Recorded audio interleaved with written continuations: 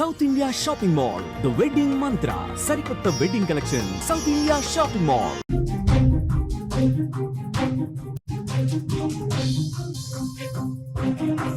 కుటుంబ విలువలు సమాధి అయ్యాయి.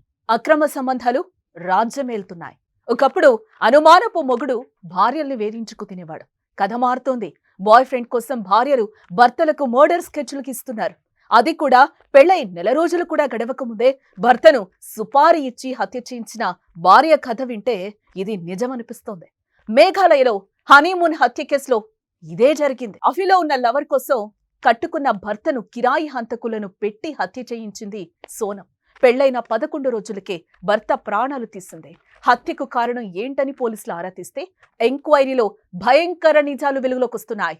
నైట్ షిఫ్ట్ లో ఉద్యోగం చేసే సోనం ఆఫీస్ లో తనకంటే 5 ఏళ్లు చిన్నవాడైన రాజ్ కుష్వాతో అక్రమ సంబంధం పెట్టుకుంది. ఏ విషయాన్ని కుటుంబ సభ్యుల దగ్గర దాచిపెట్టి రాజా రఘువంశీని పెళ్లి చేసుకుంది. పెళ్లిలో ఎంతో సంతోషంగా కనిపించిన సోనం భర్తను హనీమూన్ కు తీసుకెళ్లి హత్య చేయాలని డిసైడ్ అయింది. ఇందుకు లవర్ రాజ్ కుష్వా సాయం తీసుకుంది. మధ్యప్రదేశ్ నుంచి 3 కిరాయి హంతకులను మేఘాలయకు పిలిపించి వాళ్ళు స్టే చేసిన సుహ్రారీం దగ్గర అతని హత్యకు ప్లాన్ చేసినట్లుగా తెలుస్తోంది. మే 22న వీళ్ళు హనీమూన్ కు వెళ్తే మే 23నే రాజా రఘువంశీని హత్య చేసింది. హత్య సమయంలో సోనం కూడా అక్కడే ఉందని పోలీసులు ఇన్వెస్టిగేషన్ లో తెలుస్తోంది. ఇందుకే ఈ మర్డర్ స్కెచ్ ఎలా వేసింది అనే వివరాలు మా న్యూస్ ఎడిటర్ తిరుమల అందించే ప్రయత్నం చేస్తారు. తిరుమల, రఘువంశీ సోనం ఇష్యూ ఎంత పెద్ద సంచలనం సృష్టించిందో తెలుగు రాష్ట్రాల్లో మనం చూస్తూనే ఉన్నాం. అసలు ఏం జరిగింది, సీన్ టు సీన్ చెప్పే ప్రయత్నం చేయండి.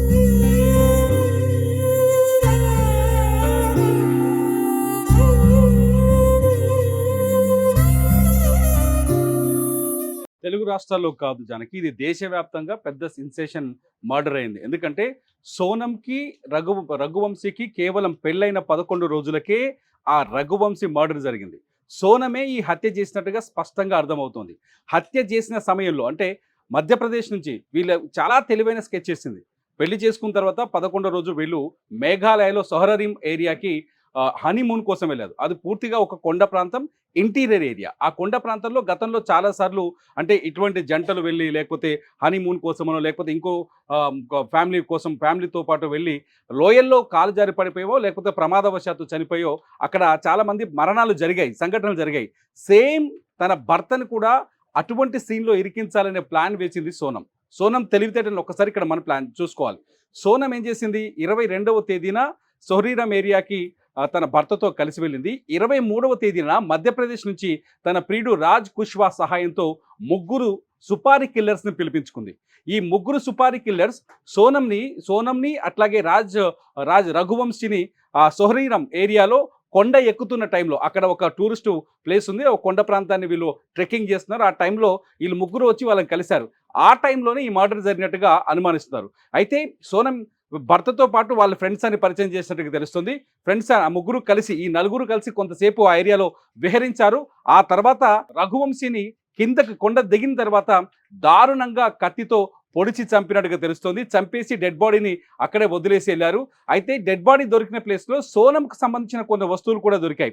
సోనంకి సంబంధించిన ఒక మెడిసిన్ స్ట్రిప్ దొరికింది, సోనంకి సంబంధించిన ఒక వైట్ జాకెట్ దొరికింది, అట్లాగే ఆమె ఫోన్ పైన ఉండే స్క్రీన్ గార్డ్ దొరికింది. ఇది చూసిన తర్వాత మేఘాలయ పోలీసులు చాలా స్పష్టంగా ఒక నిర్ణయానికి వచ్చారు. సోనం ఖచ్చితంగా ఈ హత్య చేసి ఉంటుంది అని ఒక నిర్ధారణకు వచ్చారు. యాక్చువల్గా ఈ కథలో ఫస్ట్ ఒక రకమైన మిస్టరీ కొనసాగింది.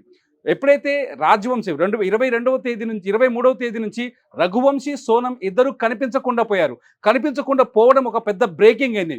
దేశవ్యాప్తంగా వీళ్ళిద్దరు ఒక హనీమూన్కి వెళ్ళే జంట అదృశ్యం అవడం మిస్టరీగా మారిందని ఒక చర్చ జరిగింది. దీనిపైన ఏకంగా మేఘాలయ సీఎం సంగమాంగ్ కూడా చాలా తీవ్రంగా స్పందించారు.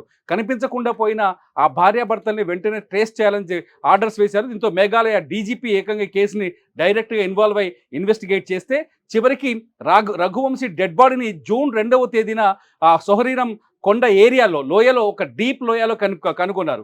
అయితే డెడ్ బాడీ దొరికిన కొద్ది దూరంలోనే వీళ్ళు అద్దెకు తీసుకున్న ఒక బైక్ దొరికింది. అయితే ఈ బైక్కి కీస్ కూడా అలాగే ఉన్నాయి. ఇదంతా చూస్తే ఖచ్చితంగా ఒక స్కెచ్ చేసి మర్డర్ చేశారనే క్లారిటీకి వచ్చిన పోలీసులు సోనం కోసం వెతికారు. సోనంను కూడా ఎవరో గుర్తు తెలియని వ్యక్తులు చంపేసి ఉంటారని మొదట ఇన్వెస్టిగేట్ చేశారు. కానీ రఘువంశీ తమ్ముడు గోవింద్ అనే వ్యక్తి ఇక్కడ చాలా కీలకంగా పనిచేశారు. గోవింద్ ప్రభుత్వం పైన ఎప్పటికప్పుడు ఒత్తిడి తెచ్చాడు, పోలీసుల పైన ఒత్తిడి చేశాడు. అనుమానం సోనం పైనే ఉంది, సోనం చనిపోలేదు, సోనం ఖచ్చితంగా బతికే ఉంటుందనే కోణంలో ఆయన కూడా కొంత పోలీసులకు సమాచారం ఇచ్చారు. ఇచ్చిన తర్వాత పోలీసులు చేసిన ఒక చిన్న ఎంక్వైరీలో అంటే ఎక్కడైనా టూరిస్ట్ ప్లేస్లో గైడ్లు ఉంటారు, అక్కడ పడి అని ఒక గైడ్ కనిపించాడు. ఆయన పడా అని ఒక గైడు. ఆ గైడు పోలీసులకు ఒక కీలకమైన సమాచారం ఇచ్చారు. ఏమిటంటే 23వ తేదీన వీళ్ళు కొండ ప్రాంతంలోకి ట్రెక్కింగ్ చేస్తున్న సమయంలో ఈ కొత్తగా పెళ్ళైన ఈ జంట సోనం అండ్ రఘువంశీతో 3 మనుషుల్ని చూసాం. ఆ 3 మనుషులు ఎవరో తెలియదు.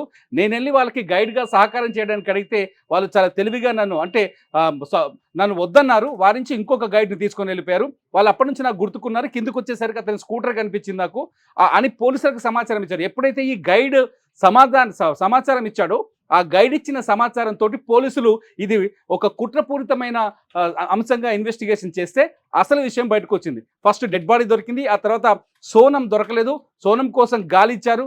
గాలిస్తున్న సమయంలోనే సోనం అక్కడి నుంచి తప్పించుకొని వచ్చి గజియాబాద్ వచ్చింది.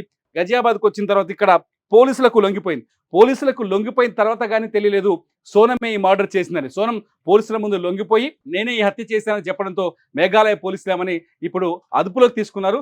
చాలా పక్కగా అసలు ఎందుకు ఇంత పెద్ద స్కెచ్ చేసిందని ఆలోచిస్తే సోనం నైట్ షిఫ్ట్లో పనిచేసేది. ఈమె ఇండోర్లో ఉంటుంది. సోనంది ఇండోరే, రఘువంశీది కూడా ఇండోరే, మధ్యప్రదేశ్లోనే ఇండోర్. వీళ్ళిద్దరు ఇష్టపూర్వకంగానే పెళ్లి చేసుకున్నారు. రెండు కుటుంబాలు ఒప్పుకున్నాయి. సంప్రదాయబద్ధంగానే పెళ్లి నిర్వహించారు. 11 రోజుల ఈ పెళ్లిలో చాలా సంతోషంగా ఆనందంగా కనిపించింది సోనం. ఒక్కరోజు కూడా భర్త పైన వ్యతిరేకంగా కనిపించలేదు, పెళ్లిని వ్యతిరేకిస్తున్నట్టు కనిపించలేదు. కుటుంబ సభ్యులందరికీ చాలా హ్యాపీగా కనిపించింది. అదే హ్యాపీ మూమెంట్లో మేఘాలయకు భర్తను తీసుకొని హనీమూన్కి వెళ్ళింది. కానీ సెకండ్ ట్రాక్లో సోనం చాలా తెలివిగా ప్రియుడు రాజ్ కుష్వాని పట్టుకొని భర్త రాజ్వంశీని మేఘాలయలో లేపేయాలని స్కెచ్ వేసింది. ఈ స్కెచ్ని ఎవరు గుర్తించలేకపోయారు. కారణం ఏంటంటే రాజ్ కుష్వా సోనం కంటే 5 ఏళ్ళు చిన్నవాడు. వీళ్ళ ఆఫీస్లో పనిచేస్తాడు. రాజ్ కుష్వా సోనం ఇద్దరు ఒకే ఆఫీస్లో పనిచేస్తారు. వాళ్ళిద్దరి మధ్య ప్రేమ అనుకున్నా కానీ అది ప్రేమ కాదు, వివాహేతర అంటే అక్రమ సంబంధం అనే అనుమానాలు వ్యక్తం చేస్తున్నారు ఇండోర్ పోలీసులు. సో ఆ 5 ఏళ్ళు చిన్నవాడు కావడంతో ఏం చేయాలి అసలు ఇంటి దగ్గర అంటే కుటుంబ సభ్యులకేమో పరిచయం చేయలేని పరిస్థితి, పెళ్లి చేసుకుంటానని అడగలేని పరిస్థితి. సో ఏం చేయాలో అర్థం కాక భర్తని చంపేసి హాయిగా ఇద్దరం సెటిల్ అవుదామని ఒక పిచ్చి ఐడియాతోటి ఈ మొత్తం స్కెచ్ చేసినట్టుగా అర్థమవుతోంది.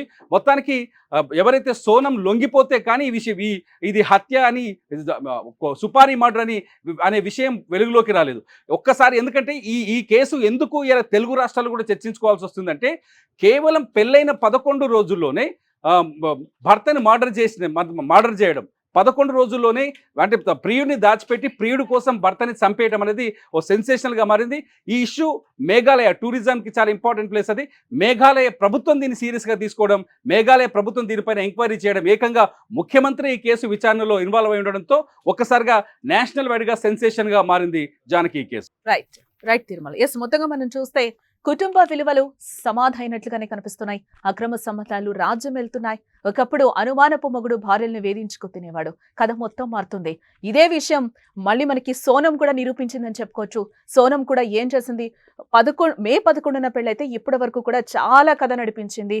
మొత్తానికి ఫైనల్గా ఆమె లొంగిపోయిన పరిస్థితి కనిపిస్తుంది. భర్తను నేనే చంపాను అని చెప్పి అక్రమ సంబంధం పెట్టుకొని తనని పెళ్లి చేసుకొని అంతం చెయ్యాలి అనే దానికి క్లియర్గా వచ్చినట్లుగా కనిపిస్తుంది. అది కూడా పెళ్ళై 1 నెల రోజులు కూడా గడవక ముందే భర్తను సుపారీ ఇచ్చి హత్య చేయించిన భార్య కథ వింటే ఇది నిజమని అనిపిస్తుంది.